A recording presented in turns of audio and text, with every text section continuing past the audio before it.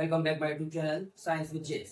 तो जैसा कि बच्चों आपको पता है, मैं आपको क्लास 9 और क्लास 10 की साइंस पढ़ा रहा हूँ इस चैनल पर।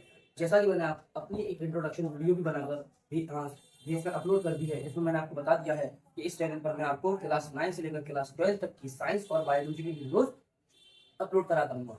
तो आइए सबसे पहले हम स्टार्ट करते हैं अपना क्लास 9 को, जिसमें हम पढ़ने वाले सबसे पहले सब्जेक्ट केमिस्ट्री के बारे में, जिसमें हम अपना चैप्टर नंबर 1 जिसका नाम हमारे आसपास के पदार्थ होने वाला है, जिसमें आज मैं आपको पढ़ाने वाला हूँ लेक्चर नंबर 1 के बारे में। तो आइए हम सबसे पहले अपने चैप्टर के उन चीजों को जानते हैं जो हमें अपने चैप्टर के अंदर पढ़ना है।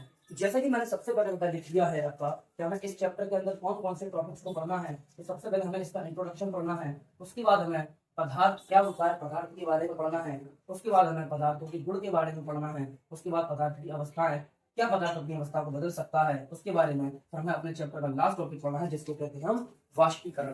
तो 1 बाय 1 हम एक एक टॉपिक को पढ़ते जाएंगे विद एक्सप्लेनेशन के साथ, विद थ्योरी के साथ, विद नोट्स के साथ।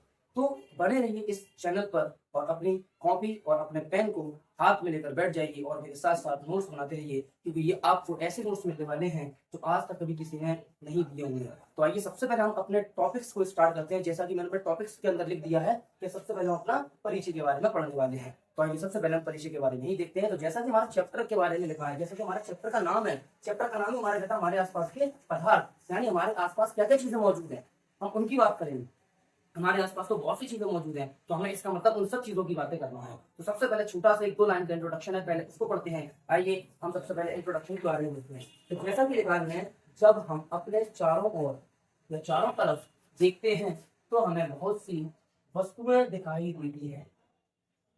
इन वस्तुओं के आकार, आकृति व बनावट अलग अलग होती है, ठीक है, जैसे पृथ्वी, कागज, बर्फ, पानी, लोहा आदि। तो जैसा कि हमने इंट्रोडक्शन के अंदर देखा, हम अपने चारों ओर बहुत सारी चीजों को देखते हैं। जैसा कि हम कोई भी चीज अपने आसपास देख लेते हैं, जैसे हमारे आसपास पेड़ पौधे भी मौजूद हैं, हमारे आसपास एनिमल्स भी मौजूद हैं, हमारे आसपास अगर देखा जाए तो कुर्सी है, मेज है, हमारी बुक्स हमारे आसपास मौजूद है। और हम जानते हैं कि इन सब वस्तुएं जो हमें हमारे आसपास दिखाई देती हैं, इनका आकार अलग होता है, इनकी आकृति अलग होती है और उनकी बनावट भी अलग अलग होती है। जैसे कि कुर्सी की आकृति आकार अलग होता है, जैसे कि कागज का आकृति आकार अलग होता है, जैसे कि बस, पानी, लोहा आदि, इन सबके आकार व आकृति अलग होते हैं। तो ये छोटा सा इंट्रोडक्शन था, जिसमें मैंने आपको अपने चैप्टर के फर्स्ट टॉपिक के बारे में इंट्रोड्यूस कराया है। तो जैसा कि हमारा टॉपिक नंबर 2 है पदार्थ, आइए हम जानते हैं पदार्थ क्या होता है। बहुत सिंपल सी डेफिनेशन मैंने आपको पदार्थ की दी है, इससे आसान डेफिनेशन कोई नहीं हो सकती। तो आइए एक छोटी सी डेफिनेशन हम पदार्थ की बात करते हैं।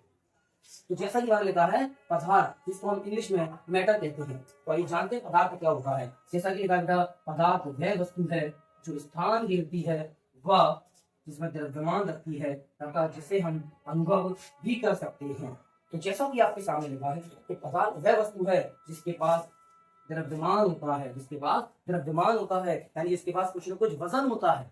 तो इसके अलावा पदार्थ वो वस्तु है जो स्थान घेरती है, जो जगह भी घेरती है, यानी हम कोई भी चीज हमारे पास है वो जगह घेरेगी और उसके अंदर कुछ न कुछ मास होगा, चाहे वो हमारी एक बस हो, चाहे वो हमारा एक कागज का टुकड़ा हो, चाहे वो पानी की बोतल हो, चाहे लोहे का हमारे पास कोई सामान हो। इसका मतलब पदार्थ क्या है, पदार्थ कोई सी भी वस्तु हो सकती है मगर जो स्थान घेरती है और जिसके पास द्रव्यमान होता है, जिसके पास द्रव्यमान होता है, उसी को हम पदार्थ कहते हैं। आगे लिखा है तथा जिसे हम अनुभव भी कर सकते हैं, यानी हम इन चीजों को अनुभव भी कर सकते हैं, महसूस भी कर सकते हैं। यानी हमारे पास अगर कोई चीज है हम उसको टच करके बता सकते हैं, हम उसको देख कर बता सकते हैं, हम किसी चीज को सुन कर भी बता सकते हैं।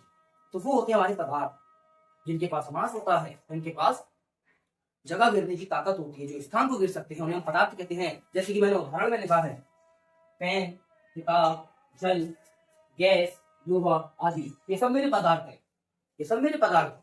क्योंकि एक पेन होता है, पेन के पास भी द्रव्यमान है, पेन भी स्थान घेरता है।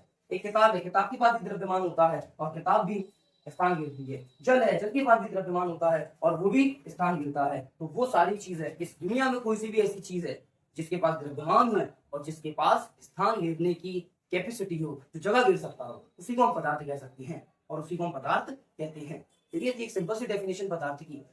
अगर सबके समझ में आ गई हो तो आप इस डेफिनेशन को उतार सकते हैं और यहाँ से इस डेफिनेशन को कॉपीराइट कर सकते हैं। तो उतार लीजिए इस डेफिनेशन। जैसा कि हम अगर आगे चले अपने टॉपिक के अंदर, अपने चैप्टर के अंदर, तो जैसा कि हमारा लिखा है कि हमें अपने सबसे पहले टॉपिक्स को पढ़ना है।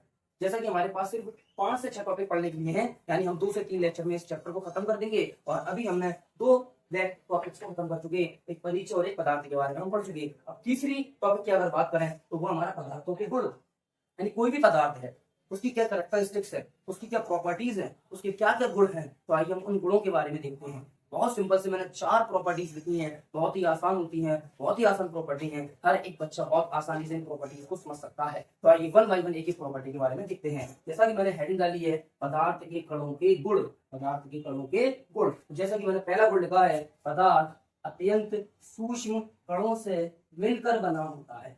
यानी कोई भी पदार्थ है, कोई भी पदार्थ वो छोटे छोटे कणों से मिलकर बना हुआ है। जैसे कि अगर हम एक बालू ले लें और हमारे हाथ में बालू है तो बालू के अंदर भी बहुत छोटे छोटे पार्टिकल्स है। अगर हमारे हाथ में नमक है तो नमक के अंदर भी बहुत छोटे छोटे पार्टिकल्स है। इसका मतलब ये हुआ कि पदार्थ का जो हमारा पहला गुण लिखा है तो पदार्थ बहुत सूक्ष्म कणों से मिलकर बना होता है।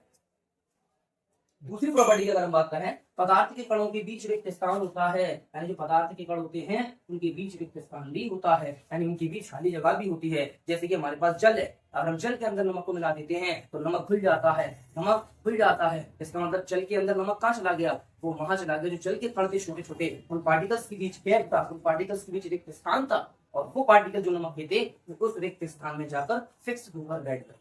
तो इसका मतलब ये हुआ कि पदार्थ के कणों के बीच रिक्त स्थान भी होता है, यानी खाली जगह भी होती है। तो ये था हमारा पदार्थ का दूसरा गुण।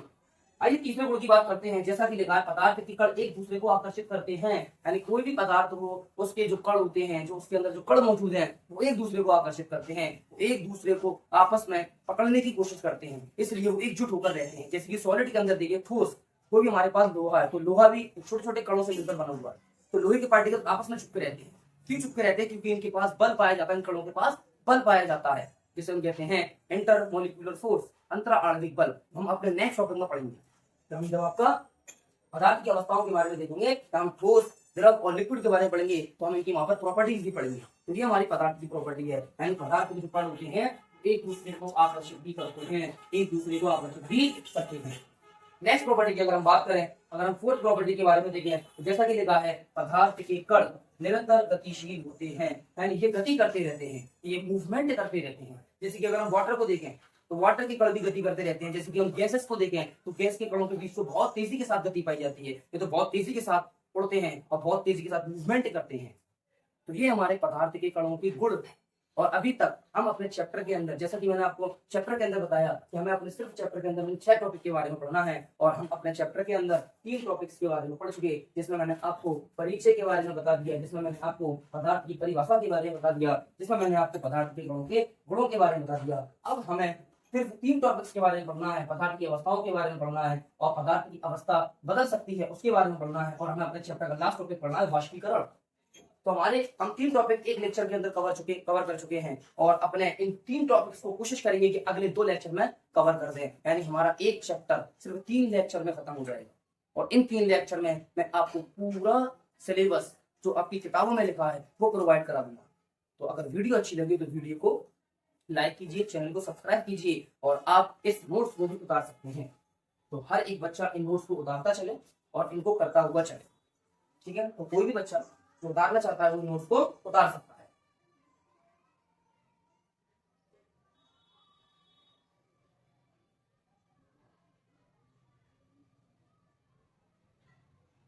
ठीक है, तो आप आसानी से इन नोट्स को उतार सकते हैं, आप वीडियो को पुश करके इन नोट्स को उतार सकते हैं। और ये थी हमारी चैप्टर नंबर 1 यानी केमिस्ट्री क्लास 9 चैप्टर नंबर 1, जिसका नाम है हमारे आसपास के पदार्थ। तो हमने उसका फर्स्ट लेक्चर कंप्लीट कर चुके हैं। वीडियो अच्छी लगी वीडियो को लाइक कीजिए, चैनल को सब्सक्राइब कीजिए, और ज्यादा से ज्यादा कमेंट कीजिए, और बताइए कि आपको कौन सा टॉपिक, कौन सा पॉइंट्स इस वीडियो में समझ में नहीं आया। मैं आपके कमेंट का जरूर जवाब दूंगा नेक्स्ट लेक्चर के अंदर।